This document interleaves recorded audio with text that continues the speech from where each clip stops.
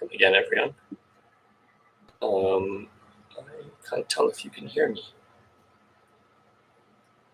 I'll assume that you can.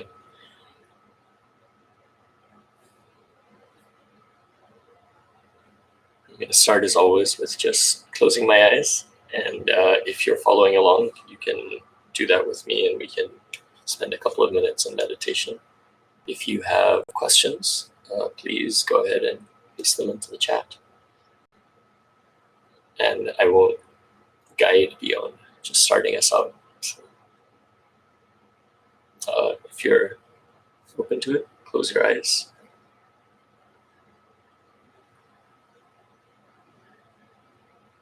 Start by noticing your breath.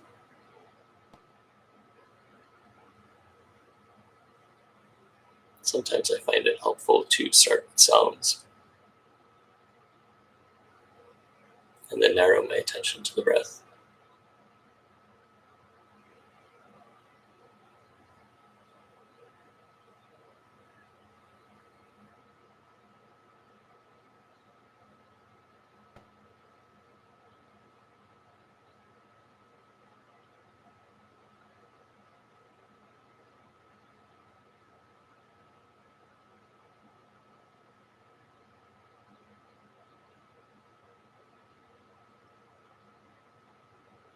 Just notice what your mind is doing right now.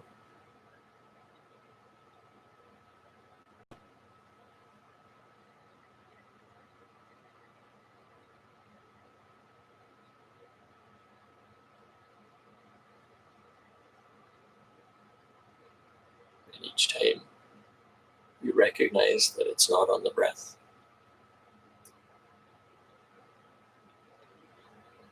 just bring it back to the breath without feeling upset. Often people feel upset because they're like, oh my gosh, my attention wandered.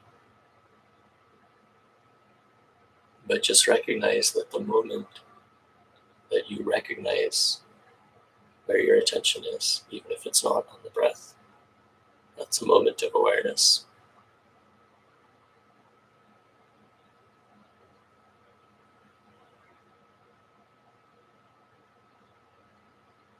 So recognizing where your attention is,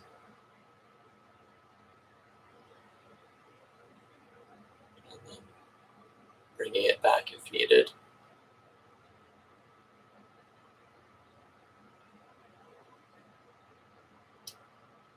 For the moment, let's just do that practice, and then we'll do some Q&A.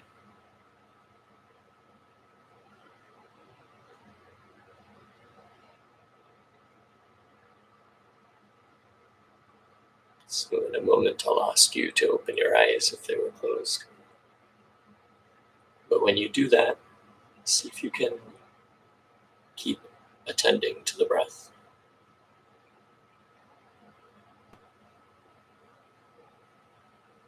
Okay, so open your eyes and see if you can continue attending to the breath, even as you're watching me, even as you are taking in other information from your surroundings. And just see what that feels like, that slight shift where you are eyes open, you're noticing, and yet you're aware of the breath. So see what that feels like. And the idea there is that the closed eyes practice is useful, and it's part of practice, it's part of training, as it were. But that training is there for the purpose of allowing you to drop into that in day-to-day life. At least that's how I experience the practice. So if you have any questions about attending to the breath and what that's about and why we do that, we can talk about that. Feel free to type questions if you have any. Otherwise, and by the way, I don't pre-announce these things just because it's easier for me to just do it spontaneously. So if you're watching this recorded, you can also type your questions, and I typically try to answer them within a couple of days. I thought I'd also just share something I posted on Twitter recently, and I'll post my Twitter handle below, which is practicing with mosquitoes. I generally have lived in places without a lot of mosquitoes, especially while I've been practicing.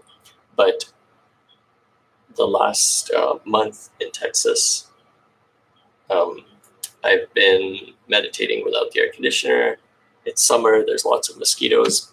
And I just started really feeling that I didn't want to swat the mosquito, and I didn't want to push it away. And so I just said, okay, what would it be like to just be with that? And I tried it as an experiment one day, and I felt the prick.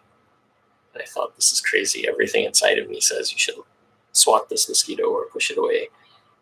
And then I felt the deeper prick and kind of the pinching pain. And kind of as a joke, I said, okay, let me send this mosquito love. What would that be like? It's not going to kill me. Let me try that.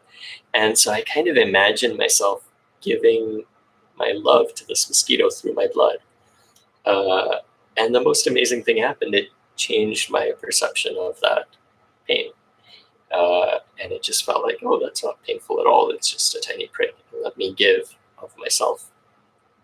And so I've played with that over the next, over the last month, of when a mosquito bites, noticing it. Sometimes I am tempted to open my eyes and look at it, just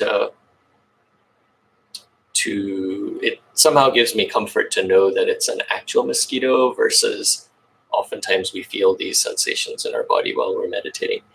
So anyway, so noticing it, and then trying two things: either seeing what it's like to just try to be equanimous, so just noticing that sensation without trying to will it to go away.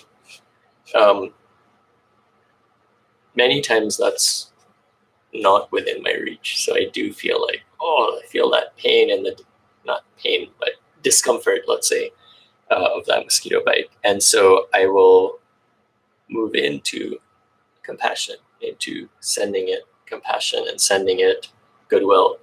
And usually that actually has the effect of reducing the pain.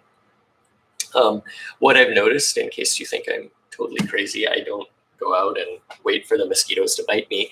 This is really about what happens once a mosquito has bitten you. And it's kind of like, I think it's a beautiful analogy for the meditation practice, because some people think, all this equanimity with pain, why are you putting yourself in pain, in painful situations? And meditation during the practice is not about inflicting pain on yourself, but rather saying, okay, in that moment when I felt pain, can I practice being with that? Because sometimes I won't have the option of reducing my pain, or reducing the causes of my pain, but maybe I can reduce the suffering and the causes of my suffering. So, so why did I do this again? Because in that moment, once the mosquito has bitten, I had this thought that, that mosquito is thirsty. And if I decide that I'm not going to kill it and I just brush it away, it's going to buzz around and come bite me again, probably in a different spot. And based on my anecdotal observation, if that mosquito bites me twice, I'm twice as itchy, right? The itch isn't less because I drank less blood. So given that it's going to drink until it's thirsty, would I rather have 2 mosquito bites or 1 mosquito bite? And I said, okay, maybe I'll just want 1 mosquito bite. So that was my first inclination. And what I noticed is that after doing this several times, I noticed that actually when I got up for meditation, the intensity of the reaction on my body was much less for that 1 mosquito bite when I'd been able to just let it be and offer it kindness than uh, when I'd gotten annoyed and brushed it away. And I thought that was fascinating. And again, I thought there were many parallels between that and um, the rest of life. Is that when in that moment when something happens, external, internal, and I react to it because I have this feeling that I don't want this to be here. That the effects of that linger much longer than the moments when I'm able to notice it and just let it go. So again, this was a very practical and direct experience of that a mosquito bit me.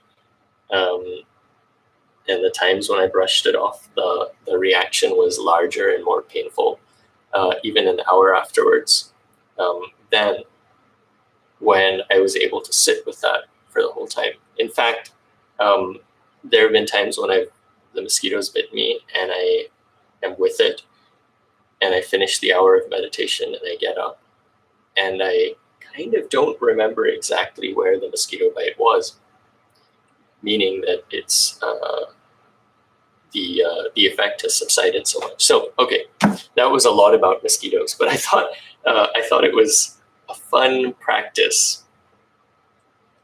Again, I'm not recommending that you go out and deliberately allow yourself to be bit by mosquitoes, but if you happen to be in a place where this happens, I don't know. I'm curious if anyone else does this.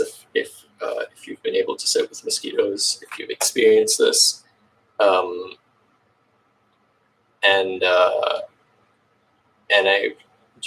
I'm curious for you to try it and see what your observations are and whether they're similar to mine. Namely, that the equanimity, if you can deploy that equanimity and that compassion to something as annoying as a mosquito bite, can that actually change the physiological response of your body to that mosquito bite? And anyway, sort of to summarize that, what it made me question was that mosquito bites are something that seems so. I mean, we have such a almost automatic reaction to that kind of sensation of like brushing it away or wanting it to go away. And it made me question, what are the other things in my life where I assume that I must react to them, and that maybe I don't have to. So something to play with. With that, I'm going to sign off. I'll close my eyes for a few moments.